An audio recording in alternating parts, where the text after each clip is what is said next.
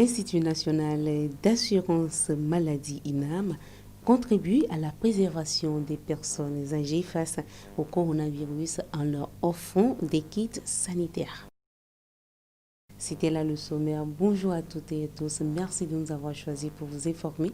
Vous êtes sur le www.direct7.tv. L'Institut national d'assurance maladie a fait donc mardi du kit composé principalement de savon aux personnes âgées. C'est ainsi qu'il vient les soutenir dans le respect des mesures barrières, surtout quant à ce qui concerne le lavage des mains. Albertine, alors nous, Samson Kwebi. C'est une belle histoire qui continue de s'écrire entre l'Institut national d'assurance maladie INAM et les associations des personnes âgées. Ces dernières étant les plus vulnérables et les plus exposées à la pandémie au coronavirus, l'Institut leur apporte le soutien nécessaire pour le respect du lavage des mains, l'une des mesures barrières contre la COVID-19. La direction générale de l'INAM a souhaité apporter son assistance à l'endroit des personnes âgées en mettant à leur disposition de façon symbolique des lots de savon pour leur permettre de renforcer le respect des mesures barrières. Les personnes âgées, vous savez que la pandémie à coronavirus touche tout le monde, sans distinction de sexe, d'âge. Comme les scientifiques nous le disent, les personnes âgées sont les plus vulnérables, les plus exposées. Il était indiqué que cette couche bénéficie de notre attention de façon particulière. Les personnes âgées, autrefois marginalisées, se retrouvent réintégrées grâce à des partenaires nationaux au rang desquels l'INAM. INAM remplace maintenant une FIPIE qui s'occupe de la population développement. Un grand merci à INAM. Les personnes âgées au Togo ne sont plus marginalisées, mais nous sommes maintenant réellement intégrés. Cette action est aussi saluée par l'Association de défense des droits des personnes âgées. Pour nous, en tant qu'association de défense des droits des personnes âgées, nous ne pourrons que nous en réjouir et nous voulons remercier INAM pour cette action. Il est à noter que depuis le début de la crise sanitaire au Covid-19, l'Institut national d'assurance maladie n'a cessé de multiplier ses actions aux côtés du gouvernement togolais pour lutter contre la maladie. Au moment où les élèves de la classe de 3e et de terminale se préparent pour affronter les examens du BPC et du baccalauréat, leurs jeunes frères du CM2, eux, ont déjà leurs résultats, des résultats proclamés ce mercredi. Le taux de réussite cette année 2020 est de 89,37% contre 78,54% en 2019, ce qui fait une hausse de 10% par rapport à l'année passée, malgré la perturbation liée à la COVID-19. Une équipe de l'ONG M Afrique était en tournée cette semaine à travers le Togo Akara. Elle a fait donc du nécessaire pour le respect des mesures barrières. De plus, des machines à coudre ont été offertes en vue de produire en grande quantité des masques artisanaux pour respecter le port obligatoire des masques édité par le gouvernement. Herman Adade, Fernand Akala. Tout Togolais est tenu de porter systématiquement le masque de protection dans les lieux publics, un décret du président de la République depuis juillet dernier, ce qui suppose un nombre suffisant de ce matériel disponible pour la population. Sauf que dans la région de l'Akara, le constat est palpable. Aujourd'hui, le relâchement que nous avons constaté est dû en partie à la non-disponibilité des masques en particulier. Les gens se cachent derrière. Je n'en ai pas de cache-nez. Un manquement auquel veut pallier l'ONG internationale M Afrique à travers des dons de machines à coudre permettant la confection et surtout un nombre suffisant des bavettes artisanales en respect au décret présidentiel. Au total, 112 machines ont été offertes, soit au moins une machine par village. Le GS se veut salvateur.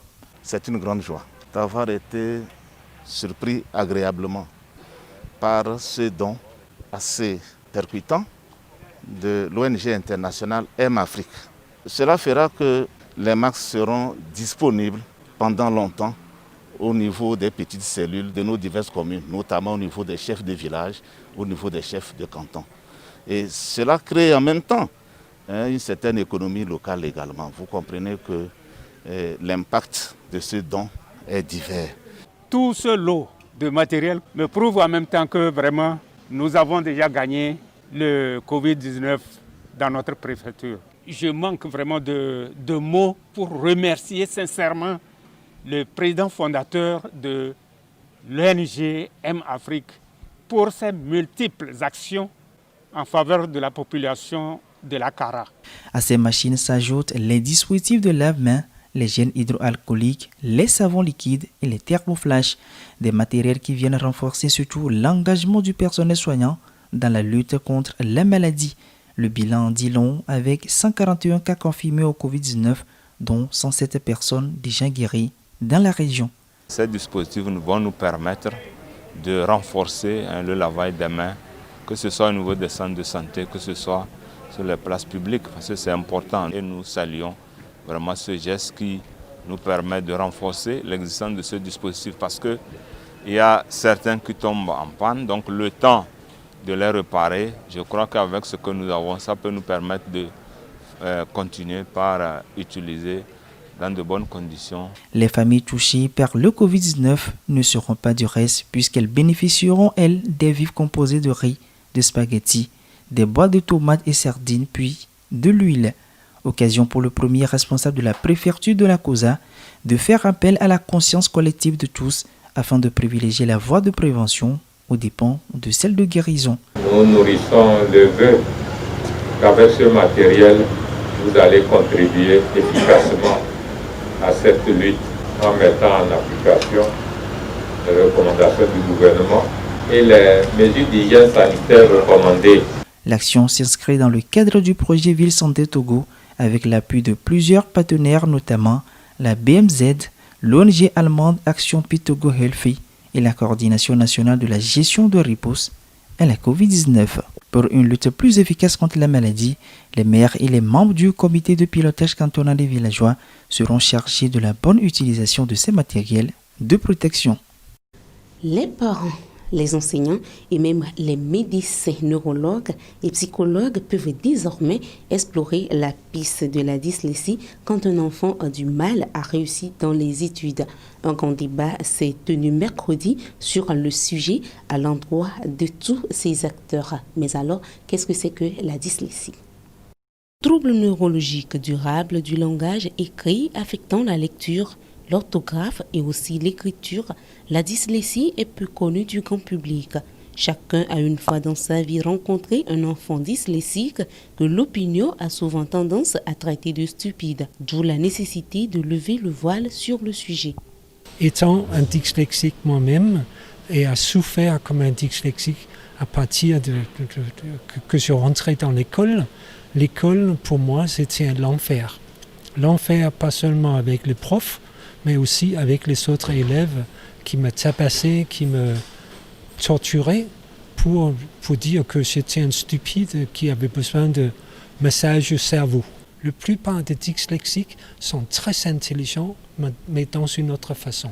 La dyslexie peut être diagnostiquée par rapport à l'évolution scolaire de l'enfant. On acquiert le langage oral, le langage écrit au fur et à mesure qu'on grandit. Et par conséquent, c'est avec l'âge qu'on peut déterminer. Et cela, ce n'est pas à un âge trop avancé. Déjà en classe de CE1, CE2, c'est déjà bon pour identifier un enfant dyslexique. Les conséquences sont aussi personnelles que sociales. Ça peut aller jusqu'à ce que l'enfant rate totalement sa vie. Et quand il rate sa vie, ça veut dire qu'il devient un cas social. Ils sont des enfants rejetés parce qu'ils n'arrivent pas à réussir sur le plan scolaire. Ils ont des difficultés avec les enseignants, ils ont des difficultés avec leurs camarades, ils ont des difficultés familiales. Et donc comme ils sont rejetés, alors ils vont se faire une vie dans la rue où c'est presque une jungle. Toutefois, un bon accompagnement est nécessaire pour sortir les dyslexiques, surtout les enfants, du gouffre. C'est un accompagnement qui doit être pluridisciplinaire. Un accompagnement pluridisciplinaire, c'est-à-dire qu'il y a le psychologue, il y a l'orthophoniste, il y a des éducateurs spécialisés, il y a des médecins, les spécialistes de la santé mentale. Ce grand débat sur la dyslexie a permis à tous les acteurs impliqués, notamment le ministère en charge de l'alphabétisation, le corps enseignant, les médecins neurologues et psychologues, parents et l'association Acte au Togo, qui est d'ailleurs l'initiateur de ce rendez-vous, d'échanger sur les mesures d'accompagnement possibles pour les dyslexiques au Togo. La cellule communale Golfe 5 de riposte à la Covid-19 a tenu ce vendredi une conférence de presse. Ces échanges avec la presse ont permis de faire la lumière sur les multiples actions en vue de lutter contre la maladie. Une place importante a été réservée à la saisie des matériels de bars et restaurants le 14 août dernier. Suivez. La cellule communale Golfe 5 de riposte à la Covid-19 a-t-elle fermé des bars et restaurants de la dite commune lors de la saisie des matériels le 14 août dernier, ou s'agit-il de l'application pure et simple du décret présidentiel du 16 juillet 2020 relatif à la fréquentation de la plage, des restaurants et des discothèques? Cette cellule dirigée par le maire Kossi Abouka brise le silence. Nous avons l'obligation, en tant que maire, de protéger nos populations, de veiller à ce que nos bras soient toujours valides. Vous savez que si un bras tombe aujourd'hui, c'est un bras de moins pour notre développement. Cette descente inopinée a été précédée de plusieurs échanges entre la cellule communale et les tenanciers des bars et restaurants. À la rencontre avec ces gérants de bar, le secrétaire général Sebaya du syndicat Sinarterto a fait une déclaration en disant que le chef de l'État a pris un décret qui est sectoriel, que les bars sont ouverts. On boit du tchoukoutou akara librement et que c'est à Lomé qu'on s'acharne contre eux. La cellule communale Golfe 5 de riposte à la Covid-19 reste malgré tout ouverte à d'autres discussions entre elle et les tenanciers des bars et restaurants afin de trouver un terrain d'entente. Par rapport aux objets qui sont saisis, lorsque ce gérant de bar se verront concernés par les mesures barrières. Alors là, nous rentrerons en négociation et nous verrons ce qu'il faut faire. Depuis le début de la Covid-19 au Togo, la mairie de la commune d'Aflaougakli a distribué 1600 masques, des détergents et des dispositifs de lave-mains dans les marchés et gares routières de son ressort territorial. 1500 autres masques, des détergents et dispositifs de lave-mains ont été remis aux établissements primaires publics de la commune. Plusieurs autres actions attestent de l'engagement de cette mairie à la riposte contre la maladie. Ainsi se referme dans cette édition. Merci de l'avoir suivi. À très vite.